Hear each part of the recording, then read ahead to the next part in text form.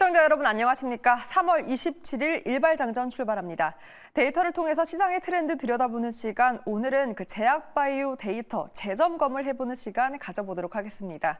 계속해서 호재가 쌓이고 쌓이는 제약바이오입니다. 여기에 어제 오후 정말 큰 호재가 등장을 했는데요. 바로 성장 그 대표적인 제약바이오, 그 성장의 기폭제가 되어줄 지원 정책이 드러났습니다. 바로 정부가 200조 시대를 열 것이다라는 계획을 밝힌 건데요. 이러한 호재에 더불어서 일전에 미리 점검했었던 이전에 쌓였던 긍정적인 소식들부터 점검해 보도록 하겠습니다. 3월 19일 방송분이었는데요. 아무래도 가장 큰 재료는 고금리 기조가 소멸됐다라는 거겠죠. 금리 인하에 대한 기대감 여전히 반영되고 있고요. 그 밖에도 암학회, 미중 갈등 반사 이익 기대감 역시 시장 여전히 반응하며 제약바이오주 긍정적인 움직임 보이고 있습니다. 때문에 이 같은 모멘텀 반영돼서 어떤 키워드를 들여다봐야 할까 4가지로 정리해서 관련주로 구분되는 대표 기업들까지 전해드린 바 있는데요. CDMO, 미국 PBM 목록 등재, 간염치료제, 그리고 기술 수출 키워드로 관련 기업들 사실상 어제장까지도 흐름이 좋았습니다. 그 흐름들 방송일 이후 어제 종가 기준으로 상승률을 한번 정리를 해봤는데요. 최고가 기준으로 계산을 해봤습니다. 아무래도 가장 큰 화려한 움직임을 보였던 건 삼천당 제약이었어요. 루머로 인해서 약세를 보였다가 공시가 났고 그 다음 날 가격 제한선까지 올라가 어제는 무려 20%대 상승률을 유지하면서 7거래일 만에 68%의 상승률을 보이기도 했습니다. 그리고 역시나 간암 치료제에 대한 기대감, 그 신약 역시 발현되며 HLB 그룹주 최근까지 시장 주목을 받았는데요. 그 가운데 HLB는 28.9%의 상승률을 보였습니다. 그 밖에도 알테오젠 13%, 유한양행도 5%, 그리고 CDMO로 가장 큰 기대, 수혜가 주목되었던 삼성바이오로직스도 0.6% 상승률을 기록하며 선방해주는 모습을 보였는데요. 여기에 상방을 더 노릴 수 있는 큰 호재가 어제 나타난 거죠. 바로 앞서 말씀드렸던 정부 지원 정책이었습니다. 어제 윤석열 대통령이 2035년까지 바이오 산업 200조 시대를 열 것이다라는 포부를 밝힌 건데요. 10년 이내에 첨단 바이오 산업 2배 이상 클 것이다라는 계획을 밝힌 겁니다. 2020년 기준으로 국내 바이오 생산 규모가 43조 원이었다고 하니 정말 엄청난 성장이 기대될 수밖에 없는 숫자가 나타난 거죠.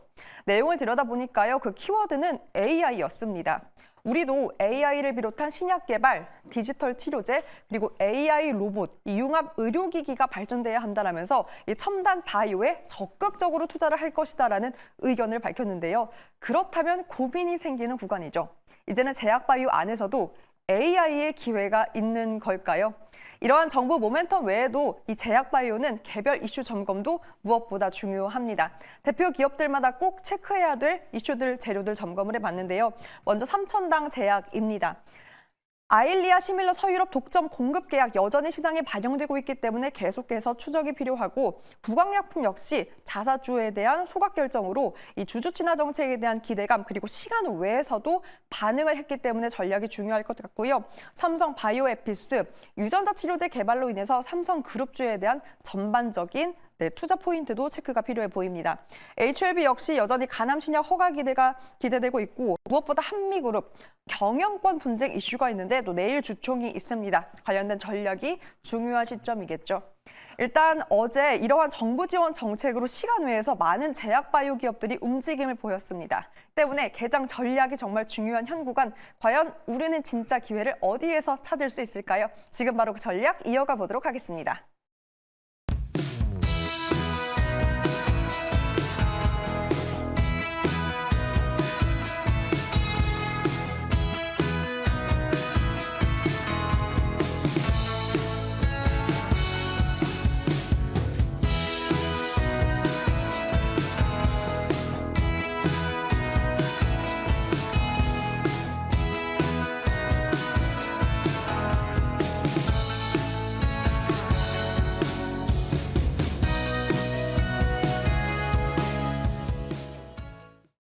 네, 오늘 일발장전 정선 아나운서의 바이오 200조 시대가 열린다 브리핑으로 시작을 해봤습니다. 본격적으로 한 발 시작해보도록 하겠습니다. 함께 매니저 소개해드리죠. MBN골드 김준호, 김영민 매니저 나왔습니다. 어서 오십시오. 반갑습니다.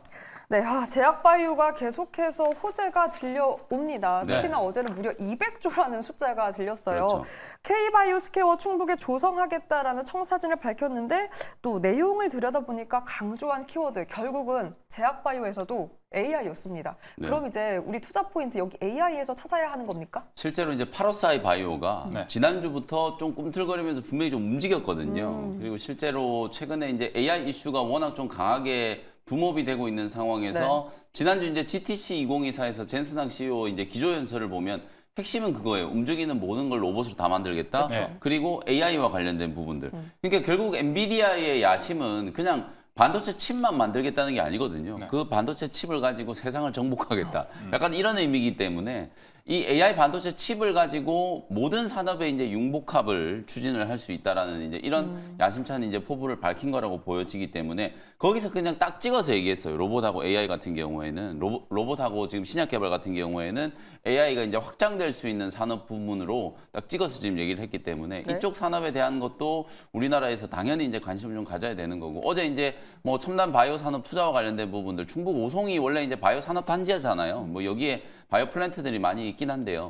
그 지역을 이제 중심으로 해가지고 AI 신약 개발과 관련된 이제 이런 또 산업도 좀 육성을 좀 하겠다라는 걸 강조를 좀 한 것 같고 저는 이제 이쪽 부분 분명히 좀 관심을 좀 우리 투자자분들도 가지셔야 된다라고 보거든요. 지금은 이제 우리가 반도체 쪽만 워낙 좀 이슈가 되고 있다 보니까 반도체 관련된 종목들만 이제 보고 있는데 이제 네. AI와 또 신약 개발이 이제 좀 결합된 부분에 있어서도 가시적인 이제 성과를 만들어내고 있는 기업들이 이제 분명히 있다는 거. 지난주에 이제 먼저 급등을 했던 파로사이 바이오 같은 경우에는 실제로 그 엔비디아가 얘기하는 이제 바이오니모라고 하는 신약 개발 플랫폼 있잖아요. 네. 거기에 이제 접근 권한을 이제 부여받았다 이런 기사가 이제 나오기 시작하면서 주가가 아주 강하게 이제 급등을 했고 물론 이미 다 나왔던 이제 뉴스들인데 이게 이제 재탕 삼탕하면서 나오는데도 왜 지금 움직이는지가 이제 중요한 거거든요. 엔비디아 주가도 이제 $1,000 올라가기 전에 사실 속도 조절을 조금 네. 하고 있는 상황이고 미국의 이제 AI 반도체 기업들이 조금 숨고르기를 하고 있는 상황이다 보니까 수급이 이제 확산되는 과정에서 이제 이런 종목들이 주목을 이제 받는 거다라고 이해를 하시면 될 것 같고요.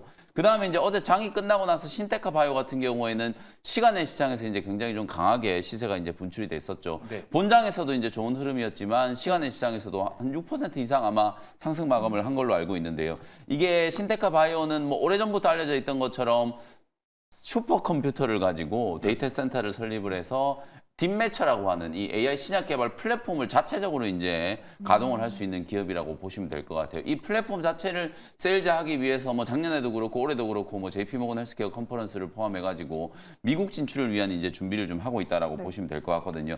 3,300대가 넘는 이제 슈퍼컴퓨터를 이제 보유하고 있는데 이게 좀 재밌는 게 요즘에 뭐 이 AI 반도체와 관련해서 열 소비, 전력 소비 이런 것들 때문에 액침 냉각이 이제 맞아요. 강하게 이슈가 좀 됐었잖아요. 네. 근데 지금 신테카 바이오가 보유하고 있는 슈퍼컴퓨터 이 데이터 센터 같은 경우에는 액침 냉각보다 더 뛰어난 개미집 구조의 이제 자연 대류 방식의 이제 전력 이제 시스템을 이제 갖추고 있다라고 해요. 그래서 네. 이런 것까지 주목을 좀 받게 되면서 AI 신약 개발 플랫폼 기업으로 이제 부각이 좀 되고 있고 마지막으로 이제 보로노이 같은 기업들, 보로노이는 뭐 잘 아시는 것처럼 보로노믹스가 신약 개발 이제 설계, 특히 후보 물질을 발굴하는 단계. 우리가 이제 여러분들 쉽게 얘기하면 이렇게 생각해 보시면 될 것 같아요.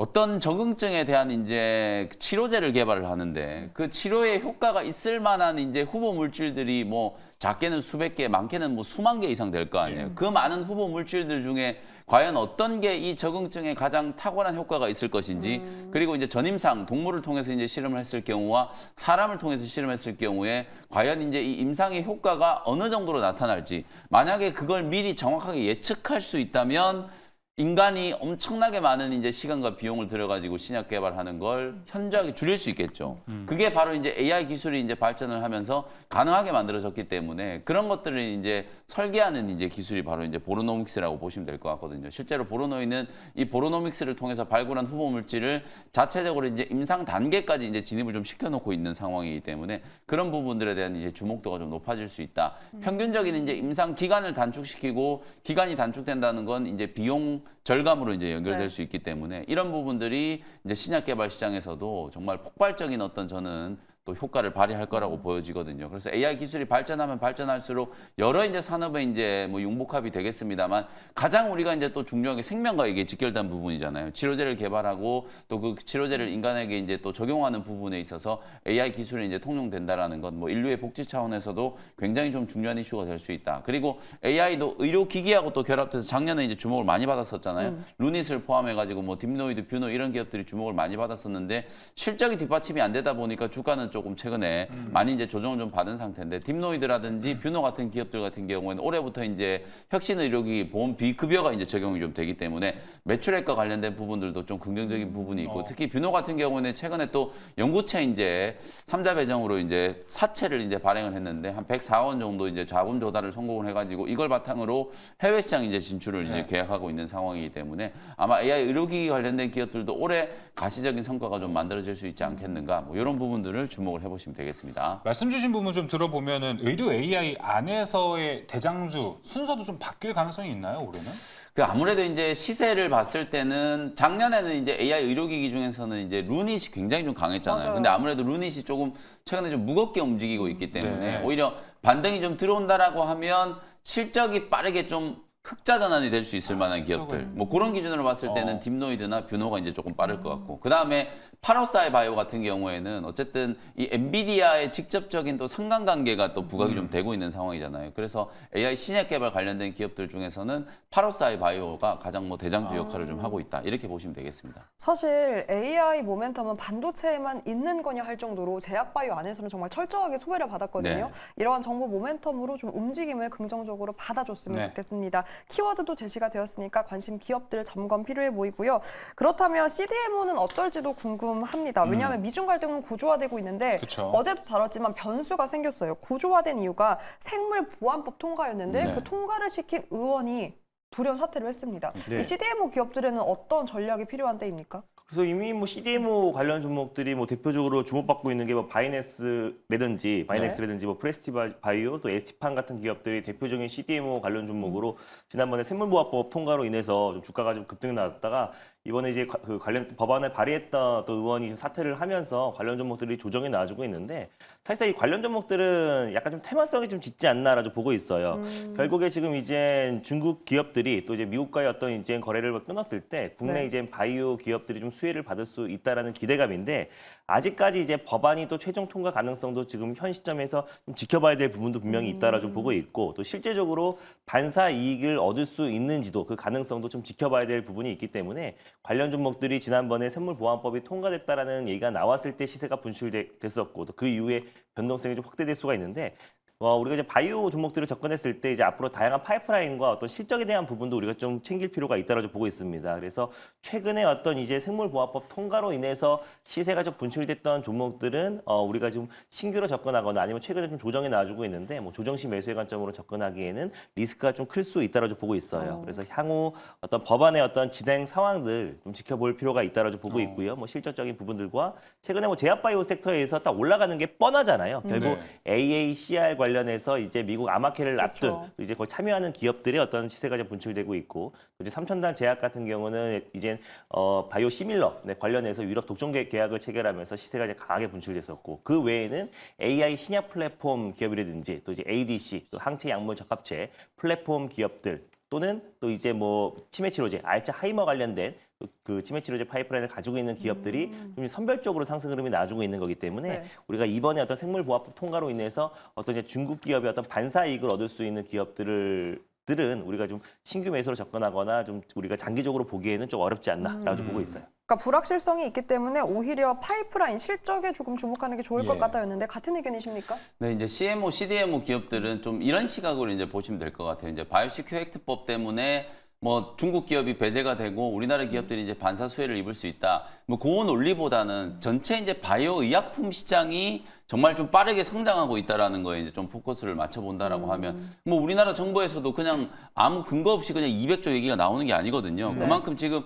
뭐 어제도 삼천당 제약 뭐 알리아의 이제 바이오시밀러 얘기가 나오고 올해 이제 각종 이제 바이오시밀러가 이제 또 본물 터지듯이 생산이 좀 될 거고 첨단 이제 바이오 이제 의약품들이 정말 많이 이제 출시가 좀 될 거거든요. 알츠하이머 관련해서도 사실 최근에 이제 그 일라이 릴리의 이제 도나네막 같은 경우에 승인이 약간 이제 보류되긴 했습니다만 만약에 만약에 이제 지금 국내에서는 임상 3상이 이제 개시가 됐거든요. 네. 80명 정도 환자 모집해가지고 국내 이제 종합병원을 중심으로 해가지고 치매 치료제도 이제 국내에서도 임상 3상이 이제 진행되고 있고 만약에 이제 그게 승인이 됐었다면은 국내에서는 삼성 바이오로직스가 이제 생산을 담당하는 걸로 그렇게 이제 조금 알려져 있었던 부분들도 있었단 말이에요. 그 정도로 이게 뭐 단순히 이제 바이오액트법 시행되는 것과 상관없이 네. 어찌 보면 바이오의약품의 이제 생산량이 빠르게 좀 늘어나면서 그걸 이제 생산하고 연구 개발을 담당할 수 있는 기업들의 이제 수요도 늘어날 수밖에 없는 거죠. 그래서 삼성 바이오로직스라든지 뭐 ST팜이라든지 바이넥스 이런 기업들이 기본적으로는 이제 그런 바이오의약품 시장의 이제 성장과 좀 궤를 이제 같이 하는 움직임이 보이는 거다.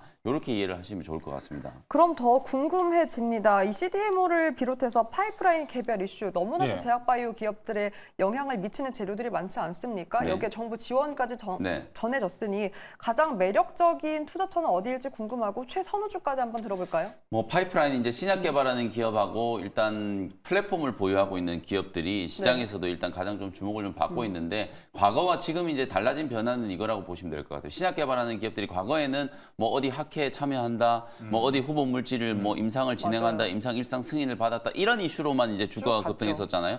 근데 지금 움직이는 종목들 보면 HLB 같은 경우에는 리보세라닙 이제 시판 허가 이제 5월달에 발표가 좀 될 거죠. 납니다. 그다음에 이제 알테오젠 같은 경우에는 머크의 이제 키투르다 SC 제형 변경 독점적으로 이제 기술을 공급을 하면서 2027년 이후에 매출액이 이제 어느 정도 나올 거다. 네. 그다음에 삼천당 제약도 알리아 이제 바이오시밀러 이제 개발에 성공을 했고 유럽 이제 9개 국가에 독점적으로 이제 공급을 한다는 얘기가 나오면서 이게 매출이 얼마가 나올 거다. 결국은 캐시플로우 이제 제약 바이오 기업들이 단순히 이제 기대감 때문에 이제 가치 산정을 하는 게 아니라 실제 시장 가치 매출이 어느 정도 나오고 앞으로 이제 현금 흐름이 어느 정도 형성될 것인지가 구체적으로 지금 제시가 되고 있거든요. 네. 그렇기 때문에 밸류에이션에 이제 타당성을 받는 거고 주가가 계속 올라가는 거예요. 알테오젠이라든지 HLB 그다음에 삼천당 제약 이런 사례를 봤을 때 국내 바이오테크 기업들이 이제는 뜬구름 잡는 소리 하고 있는 게 아니라 신약 개발의 어떤 성공, 플랫폼 기술의 어떤 접목 가능성 이런 가시화. 것들의 시장 가치를 따지고 있다는 거거든요. 이게 이제 가장 변화된 부분이라고 보시면 여러분들이 과연 어떤 제약 바이오 기업들을 이제 주목해야 되는지 답이 딱 나오는 거거든요. 이런 식으로 플랫폼 기술이라든지 신약 개발을 통해서 캐시플로우 이제 현금 흐름에 대한 이제 기대감이 구체적으로 제시될 수 있는 종목들 위주로 접근을 하신다라고 하면 뭐 HLB나 알테오젠 같은 이런 강한 상승 흐름이 충분히 좀 나타날 수 있지 않겠는가 이렇게 말씀 좀 드려보겠습니다. 그렇다면 결국 현금 흐름을 강조하셨으면 알테오젠 아닙니까? 네, 그렇죠. 아, 네. 뭐 알테오젠 제2의 알테오젠은 없다 제가 뭐 한 수십 번 말씀드리는 것 같은데 마찬가지고 알테오젠 충분히 저 추가 전기 상승 여력이 있다라고 보여지고요. 삼천당 제약이나 뭐 HLB 같은 기업들도 주가가 너무 많이 올랐다는 얘기를 많이 하시는데 HLB도 이제 이렇게 설명을 좀 드릴 수 있을 것 같아요. 리보세라님하고 캄렐리주맙 이제 병용을 통해서 신약을 지금 개발하고 있는데 간암 적응증이 이제 어찌 보면 시장 자체가 한 5조 원 정도 규모예요. 근데 지금 1차 치료제로 이제 쓰이고 있는 것들이 최근에 부작용 때문에 사실 처방 건수가 많이 이제 좀 줄어들고 있다는 얘기 나오고 있거든요. 그러면 만약에 리보세라님이 최종적으로 이제 승인을 받게 되면 시장 침투가 굉장히 좀 빨라지겠죠. 그럼 내년에 이제 만약에 시판 허가가 됐다라고 가정을 하고 내년에 매출이 한 3조 원 정도로 이제 회사가 추정을 하고 있어요. 그러면 3조 원 정도가 이게 2038년까지 이제 특허가 이제 부여가 되기 때문에 사실상 그 기간까지 얼마나 많은 돈을 벌 것인지를 생각을 해보면 15조 원 정도의 이제 시가총액이 결코 비싼 게 아니다. 이제 이렇게 되는 거거든요. 그런 식의 이제 산술적인 계산이 가능한 종목들 위주로 접근을 해보시는 게 제약바이오 기업들은 저는 가장 핵심적인 좀 포인트다. 이렇게 이제 말씀을 좀 내용을 드리겠습니다. 들어보면 그럼 HLB가 최선우주 현 구간은 맞습니까? 아니요, 알테오젠. 알테오젠? 네. 알테오젠, 알겠습니다. HLB, 뭐 삼천당 제약이 비슷한 그림으로 움직이고 있다라는 걸 제가 좀 설명을 좀 드리고 싶은 이제 겁니다. 빅3 다 하는데 반도체 빅3 나오고 지금 제약바이오 빅3 나오고 있거든요. 네. 네. 그분이 얘기해 줬고요. 방금 얘기해 주신 HLB에 대한 밸류에이션 평가가 네. 사실 어제도 이 비슷한 시간에 들었던 얘기거든요. 맞습니다. 이거 잠시 후에 리뷰 때 이야기 나눠보도록 하겠습니다. 네, 그렇다면 사실 김준호 매니저는 네. 19일 이 제약바이오 키워드로 브리핑을 했을 때 당시에 이 모든 키워드에 공통적으로 되는 게 또 유한양행이라며 맞습니다. 당시 최선우주가 유한양행이었거든요. 네. 여전히 유효합니까? 뭐 여전히 저는 유효하다 보고 있고요. 근데 어느 정도 이제 8월 달에 지금 이제 네. 넥라자 관련해서 마리포사 3상에 대한 어떤 이제 시판 허가에 대한 기대감은 어느 어느 정도 들어왔다고 좀 보고 네. 있는데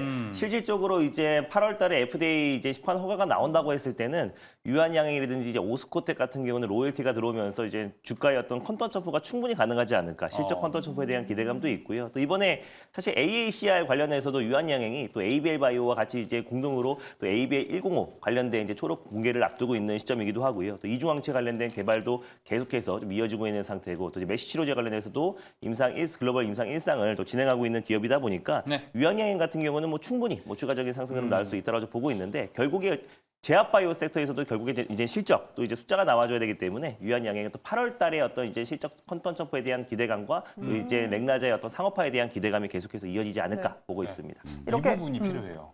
빅3 너무 세 개만 강조를 하다 보니까 어렵거든요. 새롭게 보기가. 근데 유한여행 같이 또 새로운 대안이 한다 나온다는 거는 한번 그렇죠. 괜찮은 포지션을 또 구축할 수 있지 않을까 이렇게 좀 생각이 듭니다. 네, 그렇기 때문에 유한양행 최선호주로 유지하는 의견까지 네. 정리해봤고요. 저는 사실 정부 정책에 AI 키워드가 나와서 조금 변동이 있지 않을까 했는데 그래도 두 분의 의견은 일치한 것 같아요. 알테오젠과 유한양행을 최선호주로 꼽으면서 제약바이오에 대한 이야기 마무리해보도록 하겠습니다.